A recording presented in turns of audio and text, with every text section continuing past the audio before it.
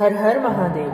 स्वागत है आप सबका हमारे भक्तिपूर्ण चैनल पर। हम श्री शिव पुराण का अध्ययन कर रहे हैं और ये श्री शिव पुराण की रुद्र संहिता का अध्ययन चल रहा है। रुद्र संहिता के प्रथम खंड अर्थात सृष्टि खंड का हमने पहला और दूसरा अध्याय पढ़ लिया। पहले और दूसरे अध्याय में हमने देखा कि नारद जी पर किस प्रकार महादेव की माया प्रभावी हुई। महादेव की माया से मोहित हुए नारद जी कहाँ कहाँ जाते हैं, श्री विष्णु भगवान के पास जाते हैं कि किस प्रकार उनकी तपस्या में कामदेव विघ्न नहीं डाल सके। इसी प्रकार ब्रह्मा जी के पास जाते हैं और आगे क्या घटना होती है, आगे क्या कथा चर्चा चलती है, उसका वर्णन आज के अध्याय 3 में। यदि आप चैनल पर नए हैं तो कृपया चैनल को लाइक शेयर और सब्सक्राइब कर लें, बेल आइकन जरूर से प्रेस कर लें और बहुत ही भक्तिपूर्ण कथाओं का आनंद लेने के लिए, महादेव की कृपा प्राप्त करने के लिए आप हमारे चैनल से जुड़े रहिए।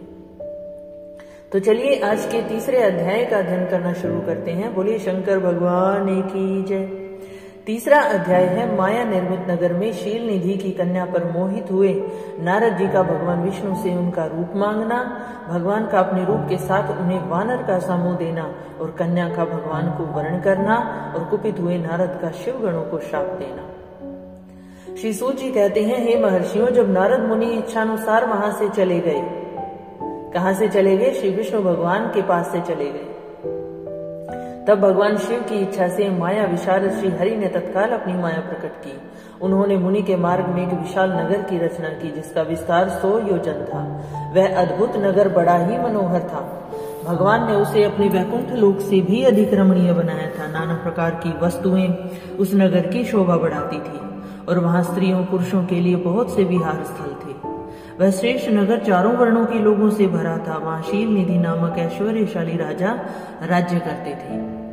वे अपनी पुत्री का स्वयंवर करने के लिए उद्यत थे। उन्होंने महान उत्सव का आयोजन किया था और उनकी कन्या का वर्णन करने के लिए उत्सुक हो चारों दिशाओं से बहुत से राजकुमार पधारे थे जो नाना प्रकार की वेशभूषा तथा सुंदर शोभा से प्रकाशित हो रहे थे। उन राजकुमारों से वह नगर भरा पूरा दिखाई देता था और ऐसे सुंदर राजनगर को देखकर नारद जी मोहित हो गए। वे राजा शील निधि के द्वार पर गए। मुनि शिरोमणि नारद को आया देख महाराज शील निधि ने श्रेष्ठ रत्नमय सिंहासन पर बिठाकर उनका पूजन किया। तत्पश्चात अपनी सुंदरी कन्या को, जिसका नाम श्रीमती था, बुलवाया और उससे नारद जी के चरणों में प्रणाम करवाया। उस कन्या को देखकर नारद मुनि चकित हो गए और बोले, राजन, यह देव कन्या के समान सुंदरी महाभागा कन्या कौन है? उनकी बात सुनकर राजा ने हाथ जोड़कर कहा, हे मुने, ये मेरी पुत्री है और इसका नाम श्रीमती है। इसके विवाह का समय आ गया है। यह अपने लिए सुंदर वर चुनने के निमित्त स्वयंवर में जाने वाली है। इसमें सब प्रकार के शुभ लक्षण लक्षित होते हैं। महर्षि, आप इसका भाग्य बताइए। अब राजा के इस प्रकार पूछने पर काम से विह्वल हुए मुनिश्रेष्ठ नारद उस कन्या को प्राप्त करने की इच्छा मन में लिए राजा को संबोधित करके इस प्रकार बोले, हे भूपाल, आपकी ये पुत्री समस्त शुभ लक्षणों से संपन्न है, परम सौभाग्यवती है।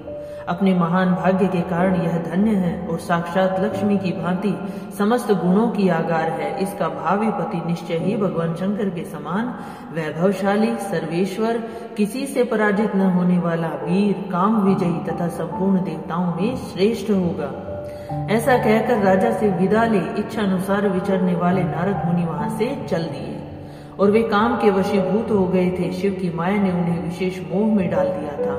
वे मुनि मन ही मन सोचने लगे कि मैं इस राजकुमारी को कैसे प्राप्त करूं। स्वयंवर में आए हुए नरेशों में से सबको छोड़कर यह एकमात्र मेरा ही वरण करे, ये कैसे संभव हो सकता है? समस्त नारियों को सौंदर्य सर्वथा प्रिय होता है। सौंदर्य को देखकर ही वह प्रसन्नता पूर्वक मेरे अधीन हो सकती है, इसमें संशय नहीं। ऐसा विचार कर काम से विह्वल हुए मुनिवर नारद भगवान विष्णु का रूप ग्रहण करने के लिए तत्काल उनके लोक में जा पहुंचे। वहां भगवान विष्णु को प्रणाम करके इस प्रकार बोले, हे भगवान, मैं एकांत में आपसे सारा वृतांत कहना चाहता हूँ। तब बहुत अच्छा कहकर लक्ष्मीपति श्रीहरि नारद जी के साथ एकांत में जा बैठे और बोले, हे मुने, अब आप अपनी बात कहिए। तब नारद जी ने कहा, हे भगवान, आपके भक्त जो राजा शील निधि हैं, वे सदा धर्म पालन में तत्पर रहते हैं। उनकी एक विशाल लोचन कन्या है जो बहुत ही सुंदरी है। उसका नाम श्रीमती है।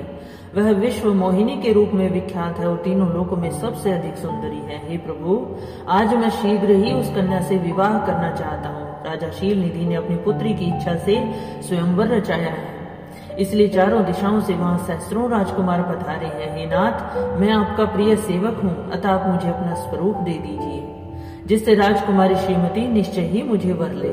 श्री सूत जी कहते हैं, हे महर्षियों, नारद मुनि की ऐसी बात सुनकर भगवान मधुसूदन हंस पड़े। भगवान शंकर के प्रभाव का अनुभव करके उन दयालु प्रभु ने उन्हें इस प्रकार उत्तर दिया। भगवान विष्णु बोले, हे मुने, तुम अपने अभीष्ट स्थान को जाओ, मैं उसी तरह तुम्हारा हित साधन करूंगा जैसे श्रेष्ठ वैद्य अत्यंत पीड़ित रोगी का रोग हर लेता है। क्योंकि तुम मुझे विशेष प्रिय हो, मैं तुम्हारी समस्या का समाधान अवश्य ही करूंगा। ऐसा कहकर भगवान विष्णु ने नारद मुनि को मुख तो वानर का दे दिया और शेष अंगों में अपने जैसा स्वरूप देकर वहां से अंतर्धान हो गए। भगवान की पूर्वोक्त बात सुनकर और उनका मनोहर रूप प्राप्त हो गया समझकर नारद मुनि को बड़ा हर्ष हुआ कि अब तो हमें भगवान श्री हरि जैसा रूप प्राप्त हो गया। अब तो वो कन्या मुझे अवश्य ही वर्ण कर लेगी। और वे अपने आप को कृत्य मानने लगे। भगवान ने क्या प्रयत्न किया है इसको वे समझ ही न सके। तदनंतर मुनि श्रेष्ठ नारद शीघ्र ही उस स्थान पर जा पहुंचे जहां राजा शील निधि ने राजकुमारों से भरी हुई स्वयंवर सभा का आयोजन किया था। हे विप्रवरों, राजपुत्रों से घिरी हुई वह दिव्य स्वयंवर सभा दूसरी इंद्र सभा के समान अत्यंत शोभा पा रही थी। ऐसा लग रहा था कि इंद्र का दरबार सजा है। नारद जी उस राजसभा में जा बैठे और वहां बैठकर प्रसन्न मन से बार बार यही सोचने लगे, मैं भगवान विष्णु के समान अवश्य बहुत सुंदर रूप धारण किए हूँ, अतः यह राजकुमारी अवश्य ही मेरा वर्ण करेगी और दूसरे का नहीं। मुनि श्रेष्ठ नारद को यह ज्ञात नहीं था कि मेरा मुंह कितना कुरूप है। उस सभा में बैठे हुए सब मनुष्यों ने मुनि को उनके पूर्व रूप में ही देखा था। राजकुमार आदि कोई भी उनके रूप परिवर्तन के रहस्य को न जान सके। वहां नारद जी की रक्षा के लिए भगवान रुद्र के पार्षद आए, जो ब्राह्मण का रूप धारण करके गूढ़ भाव से वहां बैठे थे। वे ही नारद जी के रूप परिवर्तन के उत्तम भेद को जानते थे। मुनि को कामावेश से मूढ़ हुआ जान वे दोनों पार्षद उनके निकट गए और आपस में बातचीत करते हुए उनकी हंसी उड़ाने लगे।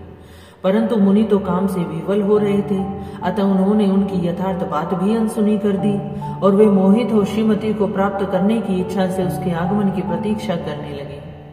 इसी बीच में वह सुंदरी राजकन्या स्त्रियों से घिरी हुई अंतपुर से वहां आई।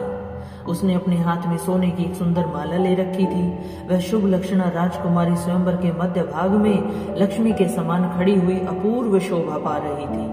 उत्तम व्रत का पालन करने वाली वह भूप कन्या माला हाथ में लेकर अपने मन के अनुरूप वर का अन्वेषण करती हुई सारी सभा में भ्रमण करने लगी और देखने लगी कि उसके योग्य वर कौन सा है। नारद मुनि का भगवान विष्णु के समान शरीर और वानर जैसा मुंह देखकर वह कुपित हो गई और उनकी ओर से दृष्टि हटाकर प्रसन्न मन से दूसरी ओर चली गई। स्वयंवर सभा में अपने मनोवांछित वर को न देखकर वह भयभीत हो गई। राजकुमारी उस सभा के भीतर चुपचाप खड़ी रह गई। उसने किसी के गले में जयमाला डाली ही नहीं। इतने में राजा के समान वेशभूषा धारण किए भगवान विष्णु वहां पहुंचे, किन्हीं दूसरे लोगों ने उनको वहां नहीं देखा। केवल उस कन्या की ही दृष्टि उन पर पड़ी। भगवान को देखते ही परम सुंदरी राजकुमारी का मुख प्रसन्नता से खिल उठा और उसने तत्काल ही उनके कंठ में वह माला डाल दी। राजा का रूप धारण करने वाले भगवान विष्णु उस राजकुमारी को साथ ले तुरंत अदृश्य हो गए। बोले शंकर भगवान की जय, श्री विष्णु भगवान की जय, और अपने धाम में जा पहुंचे। इधर सब राजकुमार श्रीमती की ओर से निराश हो गए। नारद मुनि तो काम वेदना से आतुर हो रहे थे, इसलिए वे अत्यंत विवल हो उठे। तब वे दोनों विप्र रूपधारी ज्ञान विशारद रुद्रगण काम विवल नारद जी से उसी क्षण बोले। रुद्रगणों ने कहा, हे नारद, हे मुने, तुम व्यर्थ ही काम से मोहित हो रहे हो और सौंदर्य के बल से राजकुमारी को पाना चाहते हो। अपना वानर के समान घृणित मुंह तो देख लो। क्या तुमने अपना मुख नहीं देखा? श्री सूत जी कहते हैं, हे महर्षियों, उन रुद्रगणों का वचन सुनकर नारद जी को बड़ा विस्मय हुआ। हैरान हो गए। वे शिव की माया से मोहित थे।